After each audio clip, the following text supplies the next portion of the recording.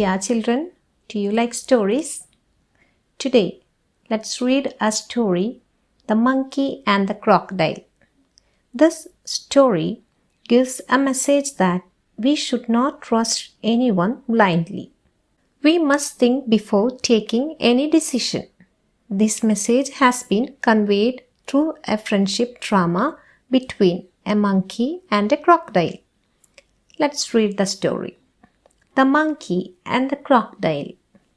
Once, on the bank of a river, a monkey made a home for himself in a tree laden with fruit.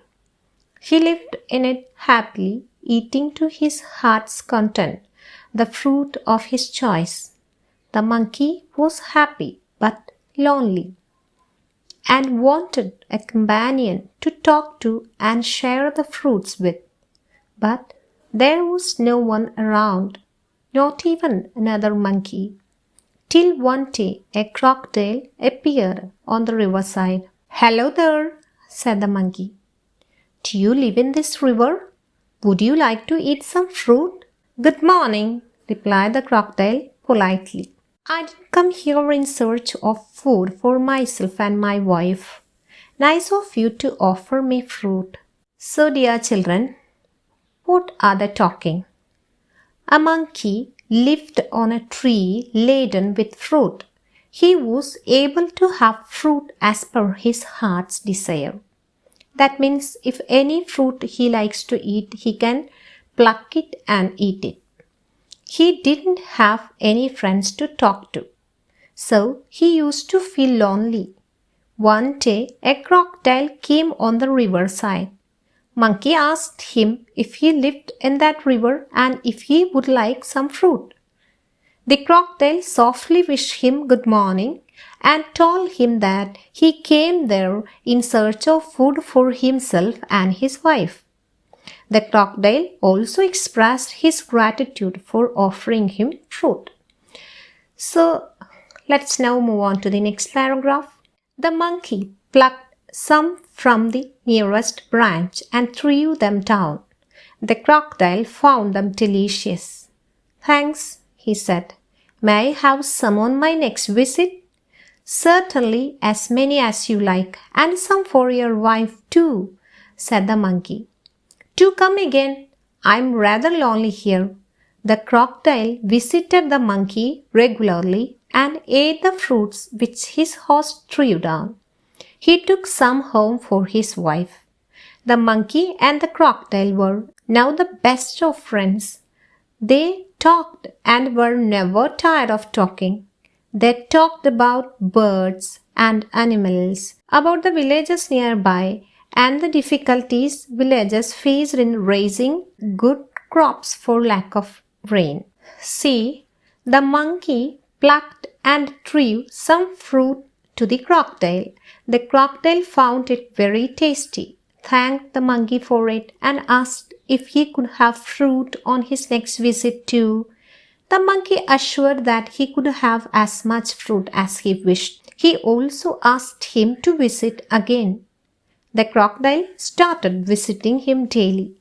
They became good friends.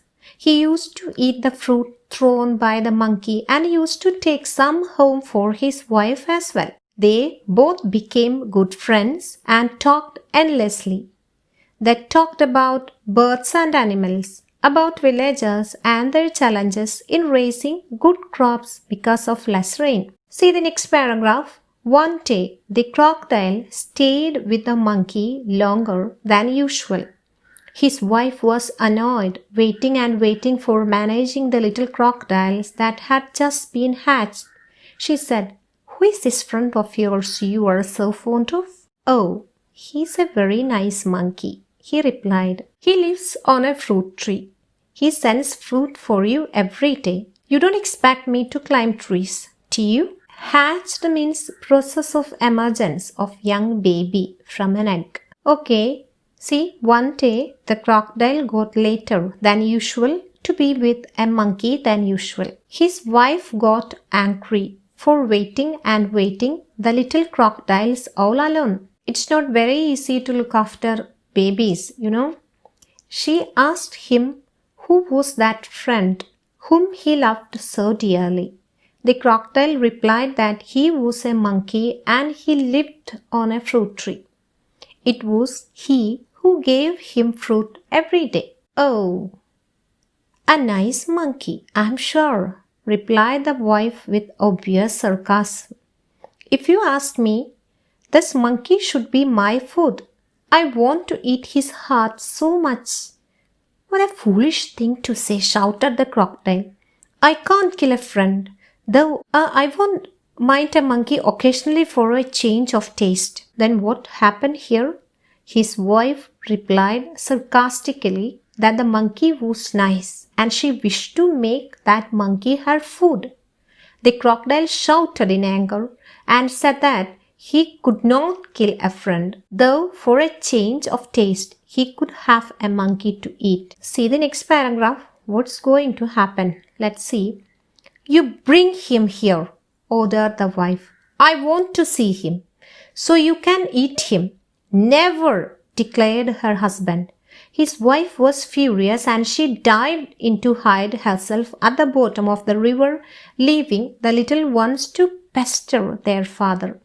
Pester means to irritate someone by asking something repeatedly, because babies are always irritating us by asking something repeatedly. Okay, his wife asked him to bring the monkey to her. The crocodile refused, which angered the wife.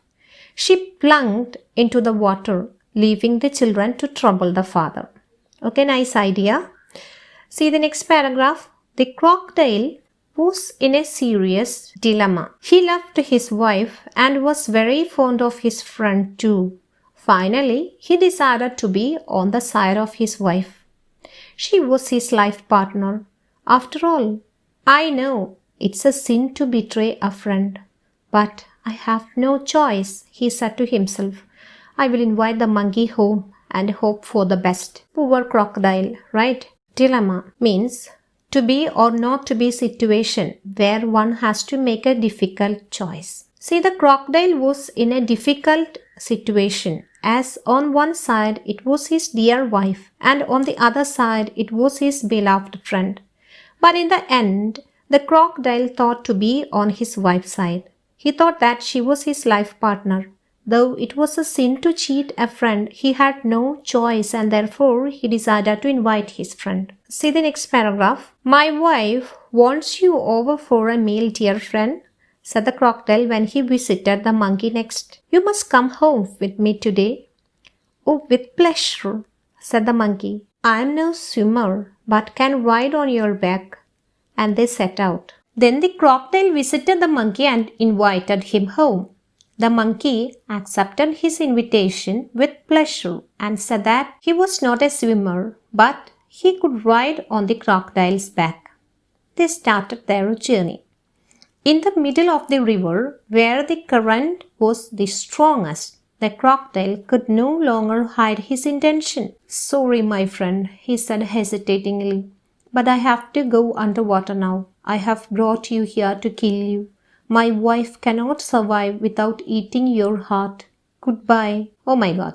Both of them started their journey, and in the middle of the river, where the flow of the water was very strong, the crocodile could not hide what he had in his mind. So he disclosed to the monkey that he had brought him to kill him, and for this he had to go underwater now. His wife was unable to survive without eating the monkey's heart. So he asked sorry and bid him goodbye. See the next paragraph. The monkey was scared and distressed, but he was sensible and clever, like all monkeys. He kept a cool head. Calmly he said, Oh, I'd do anything for you and your family. You are my only friend. After all, what's a monkey's heart compared with the life of a crocodile's wife? But how foolish could you be? Why didn't you tell me before? I had half brought my heart along. See, our monkey is very clever. The monkey was disturbed to hear that because he knew that his life was in danger. But he kept cool. He was wise. He told the crocodile that he was ready to do anything for his family. After all, what was the value of a monkey's heart before his wife? But why did the crocodile tell him all that on the tree itself? He would have brought his heart along. A crocodile is a fool. But where is your heart? Asked the crocodile innocently. I thought you carried it all the time. Of course not. It's there on the tree. Let's swim back at once and get it. Your wife must be waiting, replied the monkey, gaining confidence. Then the crocodile asked innocently where the monkey's heart was. In his view, the monkey must be carrying it with him all the time. The monkey refused confidently and replied that it was there on the tree. So he suggested that they swim back so that he could get it. Oh dear, what a mistake, hissed the crocodile. They laughed loudly as the crocodile took a full turn to reach the tree. Then the crocodile murmured over such a foolish mistake and took a turn to go back to the tree. Both of them laughed aloud. Then on the river bank, the monkey jumped onto the tree and heaved a deep sigh of relief. Oh, he plucked a fruit or two from the nearest branch and throwing them down said, Let your wife have some fruit rather than my heart. Fresh fruits are good for mind and body. Goodbye, friend, and if you don't mind, we won't meet again. The crocodile, sadder and wiser, shed a few tears which were genuine and turned back to go home. He was in a hurry to tell his wife a thing or two. The monkey jumped onto the tree and felt relieved. He pulled one or two fruits and threw them down. He told the crocodile to give those fruits to his wife rather than his heart, as fresh fruits were better for health. He asked him not to meet again and bid him farewell forever. Hearing that, the crocodile felt sad and went back home shedding tears. Okay, my dear children, this is the story of the monkey and the crocodile. Hope you have enjoyed the story. Then let's discuss the question answers. What is the first question? The monkey was happy living in the fruit tree, but his happiness was not complete. What did he miss? What did he miss? He missed a companion. He wanted to have someone to talk to. Next one, what do the two friends generally talk about? They talked about birds and animals, villagers, and their challenges. See the third one. Why was the crocodile's wife annoyed with her husband one day? She was annoyed because he got late and she had to manage the little ones all alone. She wanted to know who was so dear to him. Then fourth one, why was the crocodile unwilling to invite his friend home? He was unwilling because he knew that his wife would eat the monkey and he didn't want to cheat him. What did the crocodile tell the monkey midstream? The crocodile told his intention of taking him home midstream. He told that his wife wanted his heart to eat. Then how did the monkey save himself? The monkey saved himself very cleverly in a wise manner. He told him that he had forgotten his heart on the tree. What does the last sentence of the story suggest? What would the crocodile tell his wife? The last sentence suggests that the crocodile repented losing a good friend. He would tell his wife about his foolishness. He would tell her that it was not a wise decision to pay attention to her words and cheat a friend. Children, have you heard about crocodile tears? It's an insincere display of grief. Okay, it's an idiom. This is derived from an old legend that states that crocodiles cry while eating their prey. Crocodiles blow out large quantities of air while eating, and that can cause their eyes to tear up. They are not actually crying though. You can understand when you hear this example. When my daughter doesn't get what she wants, she cries crocodile tears. It works every time. That means she's not crying actually. She is acting. Okay. So my dear children, let's wind up today's class. See you in the next class. Thank you.